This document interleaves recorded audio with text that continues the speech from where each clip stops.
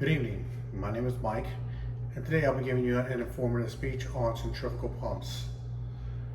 Have you ever been driving down the road and see chemical plants out in the distance and see all the pipes and all the vessels and stuff and wonder, what's going on inside of those?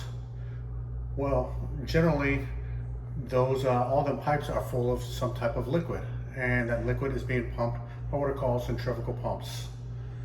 So centrifugal pumps are the most common pumps in the industry, and today I'm going to teach you a little bit about it. Today I'm going to explain what a centrifugal pump is, how operators line one up before starting it, and the basic steps used to safely place it in operation.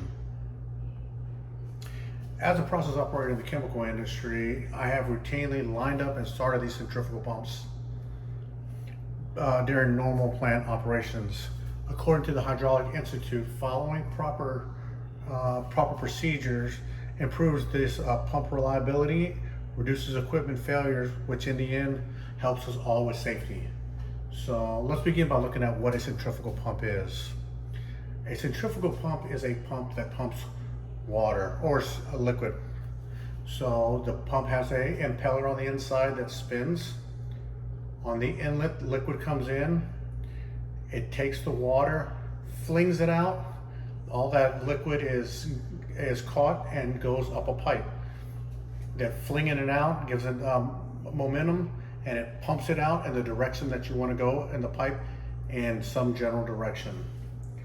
So these pumps are commonly used in industrial settings and refineries and factories, and you may even have some in your vehicle, so in your engine, to help it work correctly, whether it be a water pump, fuel pump, things like that. According to the Hydraulic Institute, centrifugal pumps are the most widely used type of industrial pump because they're efficient, they're reliable, and they're suitable for moving large volumes of liquid. So now that we know what the pump is and what it does, let's discuss how operators prepare it for service. So before starting the pump, operators verify that it's properly lined up.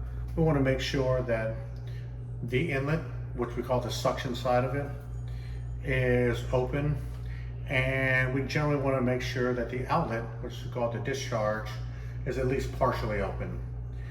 So we want to verify that we are going to be starting the correct pump.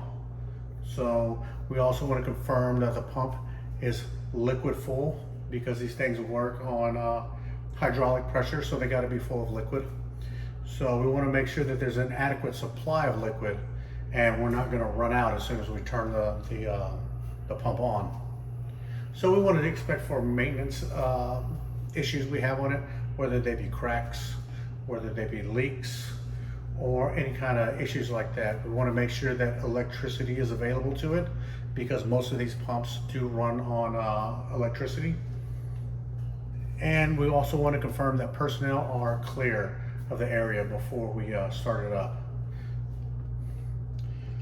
So once the pump is lined up, it can be safely started. So we want to turn the pump on, and that's when we want to kind of investigate what's going on. We want to make sure that the discharge pressure on it is correct on what we think it should be. We want to make sure that it has the proper flow rate for what it's designed to flow.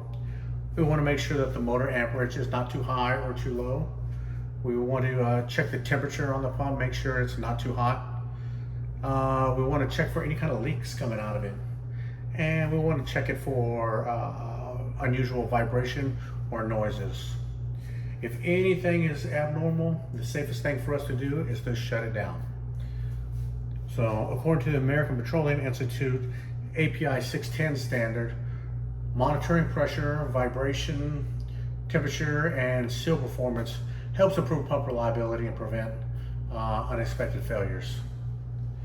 So, as we've discussed, operating a centrifugal pump involves much more than just simply turning it on. So, today we learned what a centrifugal pump is, how we properly get it ready to go for startup, and then what conditions to look for after we start up. So proper pump operation protects employees, it prevents equipment damage, and helps industrial facilities operate safely and efficiently in order to make their product and have something ready to go on the road. So thank you for your time, and have a good evening.